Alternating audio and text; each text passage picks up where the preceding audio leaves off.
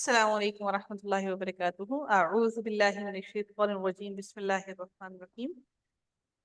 رب اشرح لي صدری ویسر لي امری واحلل عقدۃ من لسانی یفقهوا قولی۔ ربنا زدنا علما اللهم فقهنا فی الدین، امین یا رب العالمین۔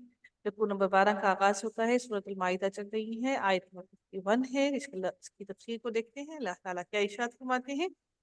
اللہ تعالیٰ ارشاد فرماتے ہیں، یا ایھا الذین آمنوا لا تتخذوا الیہود والنصارى اولیاء۔ اللہ تعالیٰ ارشاد فرماتے ہیں، ایمان والوں کو، مجھے اور آپ کو اللہ تعالیٰ حکم دیتے ہیں کہ اے ایمان والو، نہ تم یہود اور نصارہ کو اپنا دوست بناؤ۔ کیوں نہ بناؤ؟ بعضهم اولیاء بعض، کہ وہ آپس میں ہی ایک دوسرے کے دوست ہیں، وہ تمہارے دوست نہیں ہو سکتے۔ وہ کہتے ہیں کہ ہم تمہارے دوست ہیں، لیکن وہ حقیقت میں تمہارے خیر خواہ کبھی نہیں ہو سکتے۔ یہود نصارہ کے دوست اور نصارہ یہود کے دوست۔ اس لیے اللہ تعالیٰ آپ کو بار بار قرآن میں ارشاد فرماتے ہیں کہ اے ایمان والو، ان کو اپنا دوست مت بناؤ۔ وَمَن يَتَوَلَّهُم مِّنكُمْ فَإِنَّهُ مِنْهُمْ، تو جو کوئی بھی تم میں سے ان کو اپنی دوست بنائے گا، ان کو اپنا ولی بنائے گا، اپنا دوست بنائے گا، تو اللہ تعالیٰ نے واضح الفاظ میں کہہ دیا فَإِنَّهُ مِنْهُمْ، تم بھی انہی میں سے ہو جاؤ۔ روز قیامت انسان اپنے دوستوں کے ساتھ ہی اٹھایا جائے گا، کیونکہ ان کا دوستوں کا بہت اثر ہوتا ہے۔ ایمان والوں کو دوست بنائیں گے تو اللہ تعالیٰ ایمان والوں کا ہی قرب نصیب فرمائے گا۔ ایمان والوں کے ساتھ اٹھنا بیٹھا کریں گے تو اللہ تعالیٰ ایمان والوں کی جیسے ہی تمہاری بھی عادات کر دے گا۔ اگر تو تم ان کو دوست اپنا ولی بناؤ گے تو تم بھی انہی میں سے ہو جاؤ گے اور انہی کے ساتھ اٹھائے جاؤ گے۔ ان اللہ لا یہدی القوم الظالمین، اللہ تعالیٰ نے واضح الفاظ میں فرما دیا کہ اگر تم نے یہود اور نصارہ کو دوست بنا دیا تو اللہ ظالم قوم کو ہدایت نہیں دیتا۔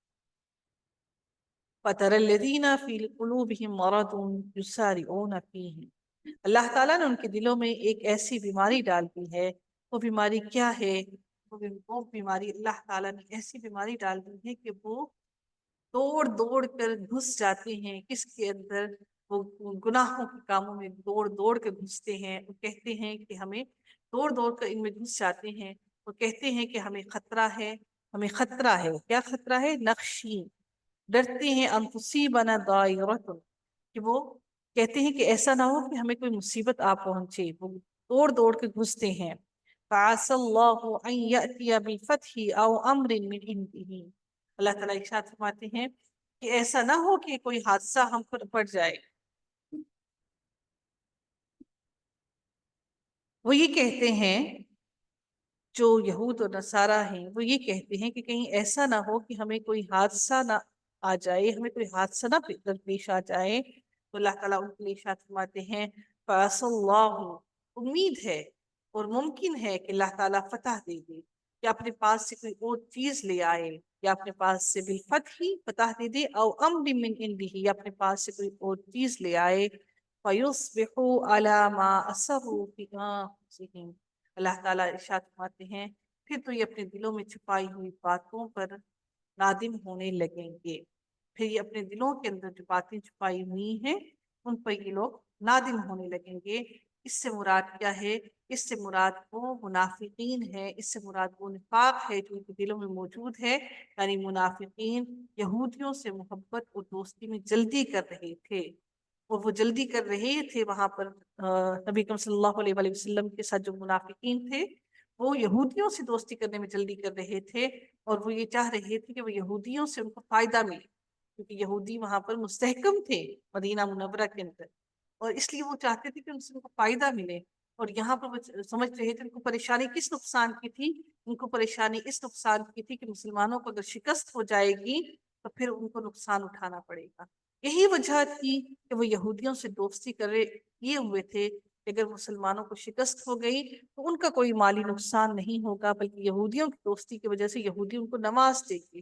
آج ہم بھی جانتے ہیں کہ ہمیں نظر آتا ہے یہ بات بہت اچھی طرح سے کہ یہود اور نصارہ کے پاس ہم سے زیادہ دولت ہے، اور ہمیں لگتا ہے یہ بات کہ ہم ان کے پاس چلے گئے تو ہماری دولت کئی گنا زیادہ بڑھ جائے گی، اور ایسا ہوتا بھی ہے، لیکن اللہ تعالیٰ پھر اس میں برکتیں چھین لیتا ہے۔ برکتیں کیسے چھین لیتا ہے؟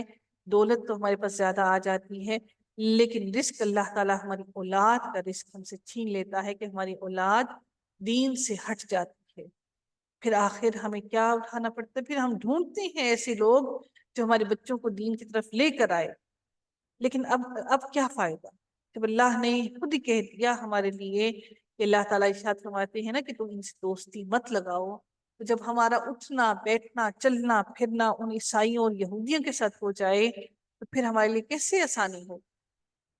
ہم انہی کا رزق کھا رہے ہیں، انہی کے علاقے میں جا کر انہی کی خدمت کر رہے ہیں۔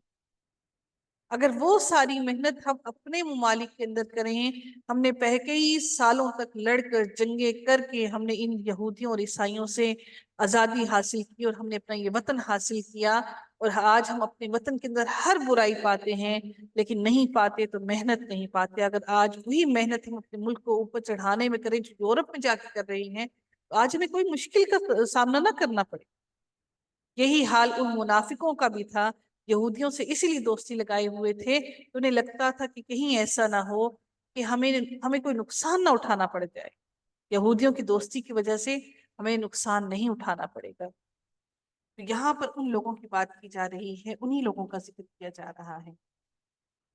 اور یہود اور نصارہ پر جزیہ عائد کر یہاں پر جو یہود اور نصارہ پر جو ہے وہ جزیہ عائد کیا گیا تھا، ہم جانتے ہیں ان پر۔ اچھا، جو وہاں پر تین قبیلے تھے یہودیوں کے، ایک بنو قریظہ، ایک بنو قینقاع اور ایک بنو قریظہ، بنو قینقاع اور بنو نصیر۔ آج میں نے صبح پڑھا تھا بنو نذیر، نہیں بنو نصیر، بنو نذیر ہے میم، ہاں جی، بنو نذیر۔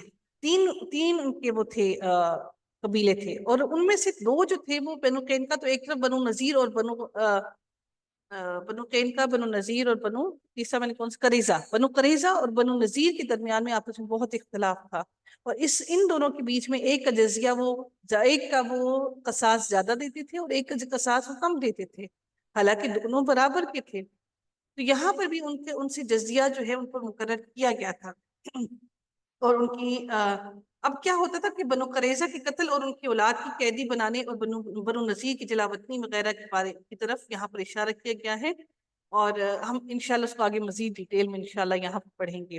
تو اللہ تعالیٰ یہاں پر ارشاد فرماتے ہیں ہمیں کہ فَعَسَى اللَّهُ أَن يَأْتِيَ بِالْفَتْحِ أَوْ أَمْرٍ مِّنْ عِنْدِهِ فَيُصْبِحُوا عَلَى مَا أَسَرُّوا فِي أَنفُسِهِمْ نَادِمِينَ، کہ جب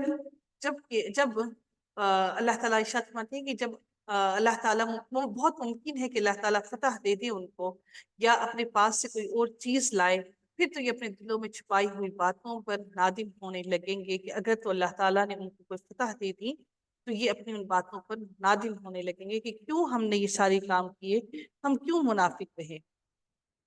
اب منافقین ہر وقت وہاں پر یہودیوں سے اپنے تعلقات بہت زیادہ اسٹرونگ کرنے کی کوشش تھی، کیونکہ ان کے دلوں میں ایمان نہیں اترا ہوا تھا۔ اللہ تعالیٰ ارشاد فرماتے ہیں وَيَقُولُ الَّذِينَ آمَنُوا أَهَٰؤُلَاءِ الَّذِينَ أَقْسَمُوا بِاللَّهِ جَهْدَ أَيْمَانِهِمْ إِنَّهُمْ لَمَعَكُمْ۔ اللہ تعالیٰ ارشاد فرماتے ہیں کہ اور ایمان والے کہیں گے کیا یہی وہ لوگ ہیں جو بڑے مبالغہ سے اللہ کی قسمیں کھا کھا کر کہتے تھے، بڑی مبالغہ سے، بڑی وسوخ سے اللہ کی قسمیں کھا کھا کر کہتے تھے إِنَّهُمْ لَمَعَكُمْ، کہ ہم تمہارے ساتھ ہیں۔ کہ وہی منافق ہیں جو اس وقت بڑی اللہ کی بار بار قسمیں کھاتے تھے، اس کا مطلب ہے جو بار بار قسمیں کھاتے ہیں وہ منافق ہوتے ہیں۔ ہمیں ایمان والوں کو اپنی باتوں میں اتنا پختہ اور پکا ہونا چاہیے کہ ان کو قسمیں کھانے کی ضرورت نہ پڑے۔ حَبِطَتْ أَعْمَالُهُمْ فَأَصْبَحُوا خَاسِرِينَ، اللہ تعالیٰ ارشاد فرماتے ہیں کہ ان کے اعمال غارت ہو گئے، ختم ہو گئے، ضائع ہو گئے، اور یہ ناکام ہو گئے، سارے کے سارے خسارہ اٹھانے والے ہو گئے، وہ سارے منافق ہیں۔